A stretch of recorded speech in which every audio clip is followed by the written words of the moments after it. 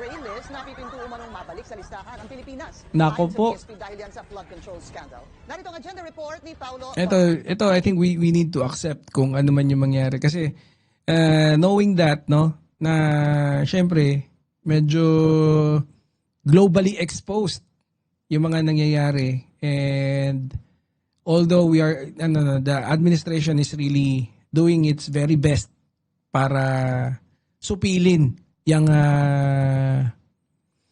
very alarming na ng corruption pagdating sa flood control, syempre it will affect yung atin, no, yung especially yung reputation natin pagdating sa global, no, na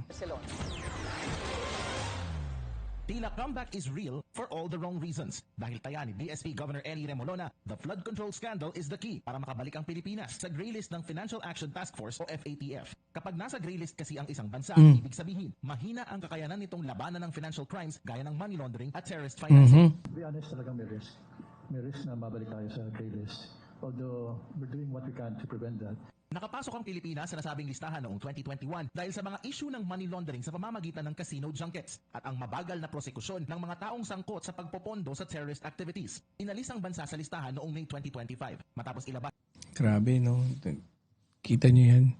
Dali na naman tayo. Nilakad ng maigi, tapos biglang ganun. Magandang oras din po sa inyo, Boss Wilfredo Sablay.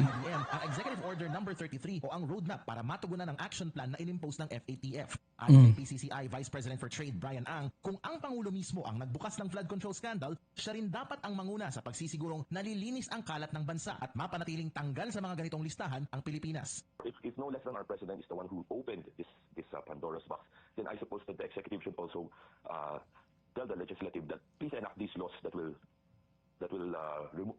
help open all of these scandalous accounts. Dagdag ni Ang, Ano ba naman yun? Ikaw ba nanonood ng balita? Hindi pa ba sapat na gumawa ng independent body yung ating mahal na Pangulo? Yung administrasyon? Isn't it a sign na talagang kumikilos yung para linisin? Ito naman.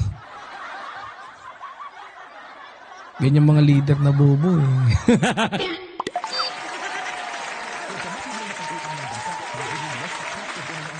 sa mga multinational lending agency. Mga ahensyang nagbibigay pondo sa mga proyektong gaya ng Overseas Development Assistance o ODA na possible funding source na pwedeng itap ng pamahalaan para mapalakas ang government infrastructure spending. Ayon naman kay BSP General Counsel Roberto Figueroa, lalong pinatutunayan lamang nito na dapat nang amyendahan ang mga batas na gaya ng Bank Secrecy Law para magkaroon ng pangil ang mga naghahabol sa money launderers at gumagawa ng financial crimes sa bansa. Oo nga, akala ko ba, I think, no, I remember last time, I think it was, I think, during the investigation of, sino ba yun? Si Guo.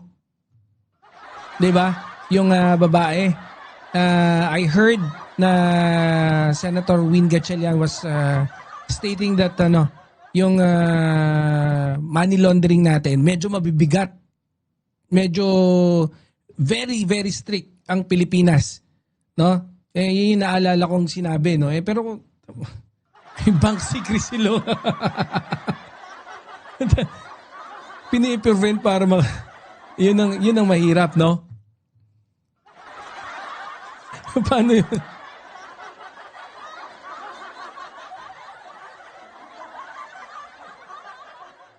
I'm not saying that all those who are invoking this bank secrecy are all evildoers, no? But definitely, some of them, no, whether they're money launderers or evildoers, they're definitely using this, no, to hide their illegal or unlawful activities. If these amendments are enacted into law, we will remove, no, that protection, that advantage that they have right now. Sa 2027, susunod na babalik ang Financial Action Task Force sa Pilipinas. Dapat. At masisilip ng nasabing organisasyon. Boss Saint Benedict! Shout out sa iyo. Sa gray list ang ating bansa. Kapag kasi bumalik ang Pilipinas sa gray list, sisiliping maigi ng foreign authorities ang mga bangko at maaaring mapamahalang gastos ng mga remittance ng OFWs at mga negosyo. Para sa agenda, Paulo Barcelon, Billionaire News Channel. And sana trabahuhin ng maigi ng administrasyon yan, no. Total nakaalis na tayo diyan. So sana dalangin natin na hindi na tayo mabalik dyan, no? 'Di ba, Boss Joel? Asa si Ma'am Chaicher? Kindly click the like button for our host. Ay, sabi ni Ma'am Judy, I love it. Mag-follow sa aming mga social media accounts at mag-subscribe sa aming YouTube channel para sa pinakahuli at Wag na. Tinalakay ng mga mambabatas ang ilang karagdagang probisyon ang Penal Code ng bansa. Katuwang sa pagdinig ang ilang abogado at mga prosecutor ng Department of Justice. Ang detalye ihatid naman sa atin ni Wag na yan.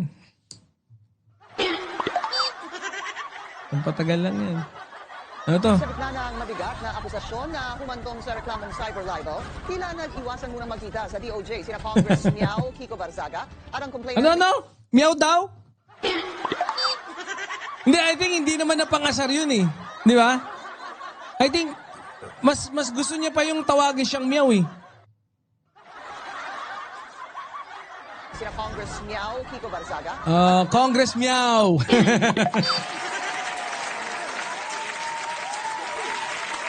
Kunyari ikaw Libayan maging congressman ka.